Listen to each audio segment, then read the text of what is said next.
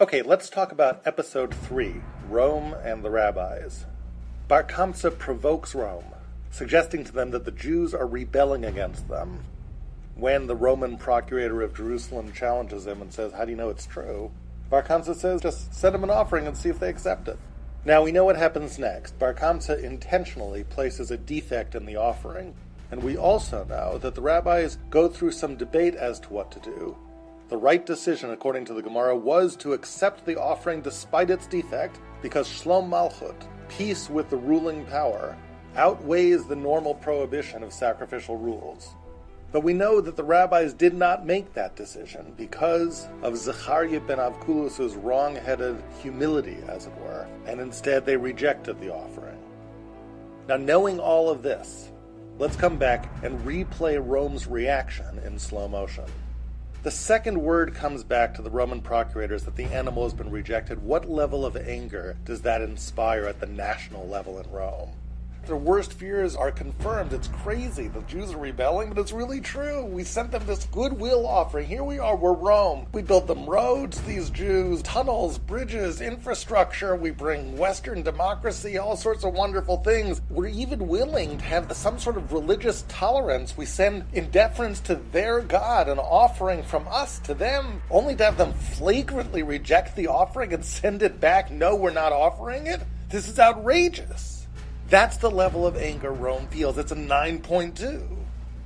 Now, if Rome's rational mind is working, once Rome finds out the truth, what should their level of anger be? Should they be angry at the rabbis? The truth is, the rabbis weren't trying to rebel against Rome. They were just caught in these technical considerations. So the explanation comes back, "Sire, you don't understand. You consider blemishes something we don't really consider blemish. It's sort of blemish." Now at that point, if you're Rome, are you justified in being angry? Of course you're justified in being angry. What level of anger? A 9.2. I mean, the Jews aren't rebelling against you. It's not like they're trying to flagrantly reject your offering as an act of politically throwing off the yoke of the oppressor. They're just being small-minded. It's ridiculous, but it's not rebellion. What level of anger should he have? A 5. But Rome doesn't adjust it down to a 5. They come ready to destroy the temple. Why? Because both of those safety valves got evaded. Rome dumps their 9.2 level anger on the Jews, even though that level of anger is not justified. Bar Kamsa, in his evil brilliance, has provoked Rome to do exactly what he was provoked to do by the feast maker. Let's go now to the 4th episode, and the exact same dynamic is at play. The Roman Emperor Nero, according to the Bar Kamsa legend, begins to descend upon Jerusalem. Let's replay the events in slow motion. When he begins shooting arrows in all directions of the sky, and each one of them lands in Jerusalem, it tells him that the Almighty is interested in destroying his house. That Rome, in a way, is an agent of the Almighty to do this. But then he stops a kid and asks him, "What have you been learning in school, little Jewish boy?" And the child answers him with the verse, "V'natati et nikmati be'edom biyad ami Yisrael." I will take my vengeance against Edom, against Rome. The Jewish people will wreak vengeance upon Rome, my vengeance for what they've done. What does Nero now see?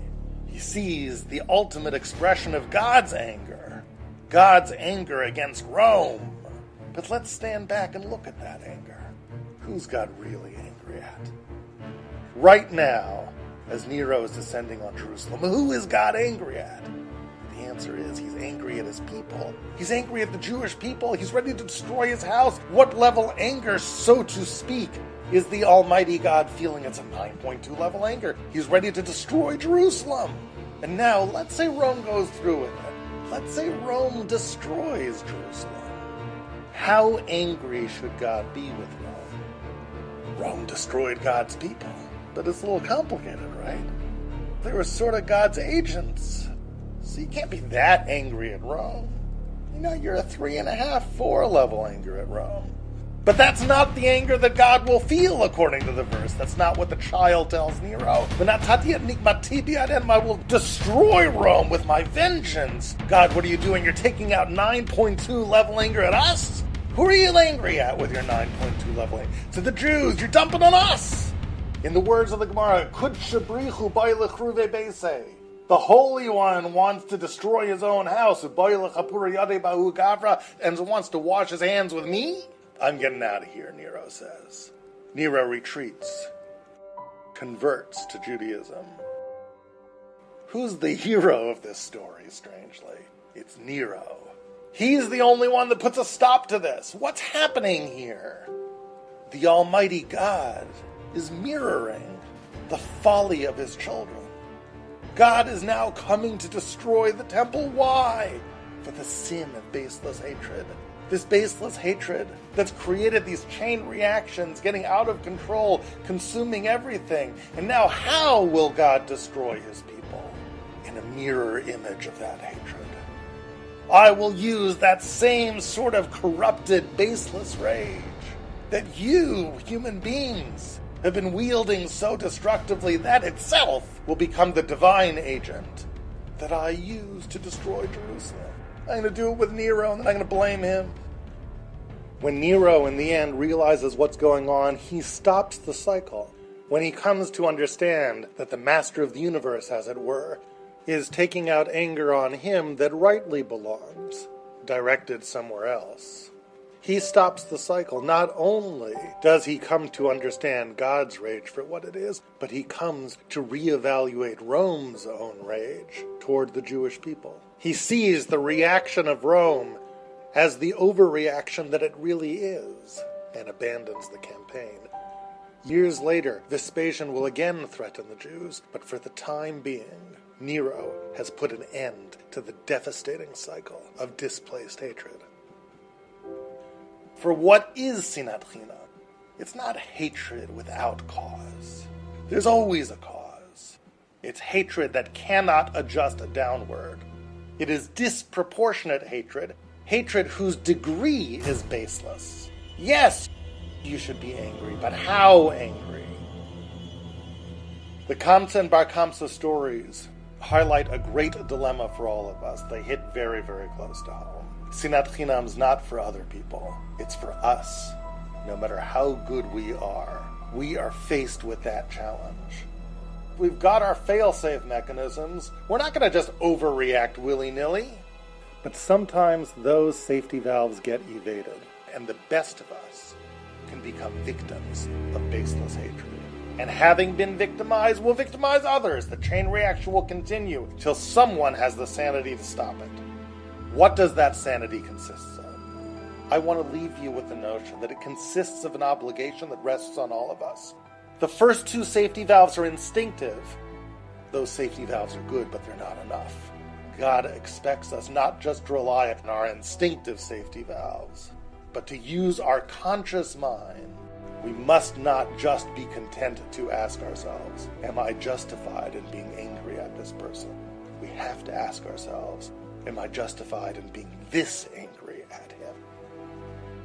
The level of anger that I'm feeling, based on the information that I now have, is that level of anger justified? Or should I be less angry at him? If the feast maker had asked that question, this story would never have happened. If Bar Kamsa had asked that question, the story had never happened. If Rome would have asked that question, the story would have never happened. That is the question we must ask. It's the question we have to ask when our little girl spills orange juice on the floor and we find ourselves strangely being a little bit too angry. Did something else happen? Did your boss yell at you at work? What are you angry about? Your spouse forgot your birthday. Okay, you're a little annoyed. But are you a little bit annoyed, or are you very annoyed? Are you really rageful? And if you really find yourself being very annoyed, then instead of just dumping on them, why did you forget my birthday? Ask yourself, so what are you really angry about? You do all this work and they never appreciate you? They never apologize for the pain they caused you 5 years ago? Something like that. Well, then it pays to get in touch with what the something like that actually is and have the honesty to be angry at that, because then you can deal with it.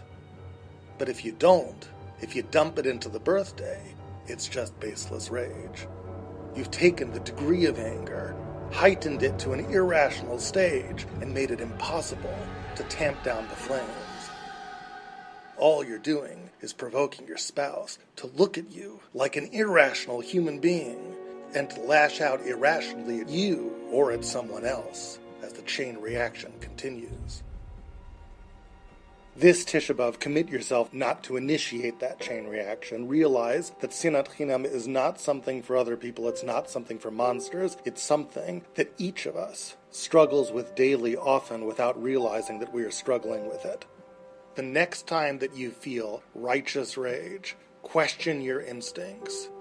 Before you react in anger, ask yourself this: I am feeling angry, yes, but this angry? That one question can save you, your loved ones, and maybe even the entire Jewish people a great deal of pain. We hope this video brought meaning to your Tisha B'Av. If you're looking for a way to occupy the hot, hungry hours as the day goes by, we've got you covered. Spend the day inspired by joining Rabbi Foreman for a premium live webinar about the original exile from the Garden of Eden and its secret connections to the final exile